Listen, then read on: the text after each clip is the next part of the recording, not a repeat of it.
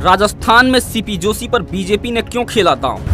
CP Joshi को कमान देने से क्या बीजेपी को मुश्किलों से मिलेगी निजात? जोशी के जरिए क्या ब्राह्मणों को लुभाने की कोशिश कर रही है बीजेपी? राजस्थान में बीजेपी ने अपना प्रदेश अध्यक्ष बदल दिया है। 11 सालों के बाद बीजेपी ने फिर से ब्राह्मण चेहरे पर दांव लगाया है। यह दांव ऐसे समय में लगाया गया है जब विधानसभा का चुनाव सिर पर है। अब इसके राजनीतिक मायने निकाले जाने लगे। आखिर चुनाव से पहले ऐसा क्यों किया गया?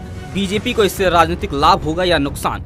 एक बात तो यह भी है कि जब चुनाव सिर पर है तो ऐसी चर्चा लाजिम भी है। बीजेपी ने सतीश पूनिया की जगह चित्तौड़गढ़ सांसद सीपी जोशी को बीजेपी का नया प्रदेश अध्यक्ष बनाकर संगठन में अहम बदलाव किया है। चंद्र प्रकाश जोशी चित्तौड़गढ़ से 2 बार के लोकसभा सांसद हैं। उन्होंने इस सीट से पहली बार 2014 और फिर 2019 में चुनाव जीता था। बता दें कि जोशी वर्ष 1994-95 में NSUI से चित्तौड़गढ़ राजकीय महाविद्यालय में छात्र संघ उपाध्यक्ष बने। इसके बाद 1995-96 में NSUI से ही छात्र संघ अध्यक्ष बने। इसके बाद उन्होंने भाजपा का दामन थामा और वर्ष 2000 से 2005 तक जिला परिषद के सदस्य रहे। बता दें कि सीपी जोशी पीएम मोदी की तुलना भगवान राम से करने को लेकर सुर्खियों में आए थे। हालांकि सीपी जोशी संघ के काफी करीब रहे हैं। जोशी को राजस्थान में संगठन का नेतृत्व करने का काम सौंपा गया है और 47 साल की उम्र में जोशी अपने 58 साल के पूर्ववर्ती पूनिया से तुलनात्मक रूप से काफी छोटे हैं। अब कहा जा रहा है कि पूनिया को राष्ट्रीय संगठन में जगह मिल सकती है। बीजेपी में मुख्यमंत्री पद को लेकर चल रहे टकराव के बीच इस बदलाव का राजनीतिक मतलब है। वहीं बीजेपी के नेताओं को उम्मीद है कि विपक्ष के नेता की भी नियुक्ति जल्द ही हो जाएगी। जयपुर में हाल ही में हुई ब्राह्मण महापंचायत में ब्राह्मण सीएम की मांग उठने के बाद यह कदम उठाया गया है। सीपी जोशी ने भी ब्राह्मण महापंचायत में हिस्सा लिया और माना जा रहा है कि राजस्थान में ब्राह्मण वोट को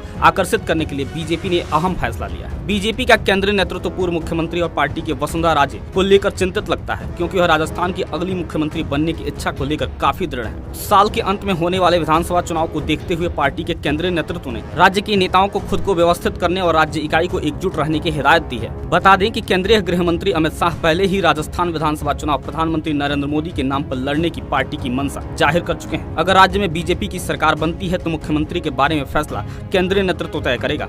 हालांकि राजनीतिक विश्लेषकों का मानना है कि बीजेपी में मुख्यमंत्री पद के शीर्ष 3 उम्मीदवारों में वसुंधरा राजे, गजेंद्र सिंह शेखावत और सतीश पूनिया ही हैं। वहीं अब बीजेपी ने एक ब्राह्मण सीपी जोशी के रूप में नया चेहरा उतार दिया है। यह देखना दिलचस्प होगा कि बीजेपी राज्य में आंतरिक राजनीति को कैसे संभालती है। हरिशंकर भावड़ा, भंवरलाल शर्मा, रघुवीर सिंह कौशल, ललित किशोर चतुर्वेदी, महेश शर्मा, अरुण चतुर्वेदी और सीपी जोशी को नया बीजेपी का अध्यक्ष बनाया गया। लगभग 11 सालों के बाद बीजेपी ने फिर से ब्राह्मण चेहरे पर दांव लगाया है। अब इस राजनीति में बीजेपी पास होती है या फेल, यह तो आने वाला वक्त ही बताएगा।